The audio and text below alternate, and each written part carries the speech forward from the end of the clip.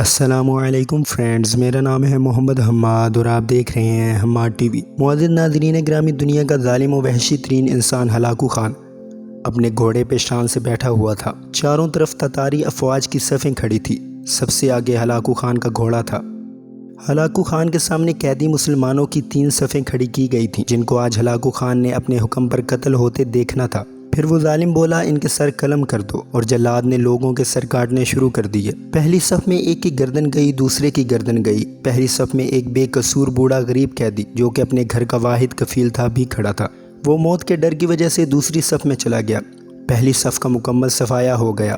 Hulagu Khan کی نظروں نے اس بوڑھے کو دیکھ لیا تھا کہ وہ موت کے خوف سے اپنی پہلی صف چھوڑ کر دوسری صف میں چلا گیا تھا۔ ہلاکو خان گھوڑے پہ بیٹھا ہوا، ہاتھ میں طاقتور گرز لیے اچھال کر اس سے کھیل رہا تھا، اور مسلمانوں کے قتل کا منظر دیکھ کر اس کھیل سے خود کو خوش کر رہا تھا۔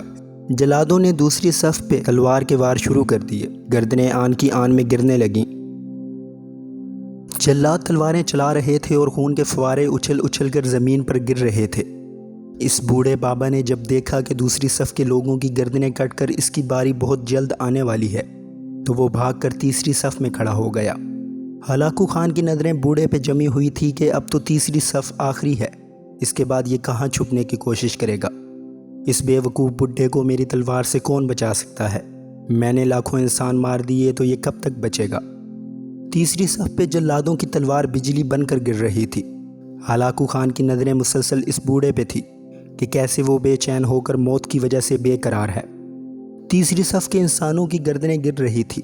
جلاد بجلی کی سی تیزی سے اس بوڑھے بابا کو پہنچا تو ہلاکو خان کی آواز گونجی، رک جاؤ، اس کو ابھی کچھ نہ کہو۔ بابا بتا، پہلی صف سے تو دوسری صف میں بھاگ آیا، جب وہ ختم ہوئی تو تیسری صف میں بھاگ آیا۔ اب بتا، پیچھے تو کوئی اور صف بھی نہیں، اب تو بھاگ کے کہاں جائے گا؟ اب تجھے مجھ سے کون بچائے گا؟ اس بوڑھے نے آسمان کی طرف دیکھا اور کہا، میں نے پہلی صف کو اس لیے چھوڑا کہ شاید میری دوسری میں جان بچ جائے، لیکن موت وہاں بھی پہنچی۔ پھر میں نے دوسری صف کو چھوڑ دیا کہ شاید تیسری میں جان بچ جائے۔ ہلاکو نے گرز کو ہاتھ میں اچھالتے ہوئے کہا، بابا یہ کیسی خام خیالی ہے؟ یہ کیسی بہکی باتیں کر رہے ہو؟ بھلا تمہیں میری تلوار سے کوئی بچا سکتا ہے؟ بوڑھے مسلمان نے زمین و آسمان کی ہر چیز کے مالک اس وحدہ لا شریک رب پر بے انتہا یقین کے ساتھ کہا، وہ اوپر والی ذات اگر چاہے تو کچھ بھی ہو سکتا ہے، اگر وہ چاہے تو مجھے تجھ سے بچا سکتا ہے۔ کیسے بچا سکتا ہے؟ ہلاکو خان نے اتنے تکبر میں آ کر کہا کہ اس کے ہاتھ سے گرز گر پڑا۔ ہلاکو خان چابک دست، ہوشیار جنگجو اور چالاک انسان تھا۔ ہلاکو خان نے گھوڑے کے اوپر بیٹھے بیٹھے گرے ہوئے گرز کو اٹھانے کے لیے خود کو جھکایا کہ زمین پر گرنے سے پہلے وہ اسے ہوا میں ہی پکڑ لے۔ اسی کوشش میں ہلاکو خان کا ایک پاؤں رکاب سے نکلا اور وہ اپنے گھوڑے سے نیچے آ پڑا، جبکہ دوسرا پاؤں رکاب میں ہی پھنس گیا۔ ہلاکو خان کا گھوڑا اتنا ڈر گیا کہ بھاگ نکلا۔ ہلاکو نے خود کو بچانے کی بڑی کوششیں کی، لشکر بھی حرکت میں آ گیا، لیکن گھوڑا اتنا طاقتور تھا کہ کسی کے قابو میں نہ آیا۔ وہ ہلاکو کو پتھروں میں گھسیٹ گھسیٹ کر بھاگتا رہا، یہاں تک کہ ہلاکو کا سر پتھروں سے پٹک پٹک کر لہو لہان ہو گیا، اور اس کی روح چند منٹوں میں ہی اس تکبر بھرے وجود کو چھوڑ کر جہنم رسید ہو گئی۔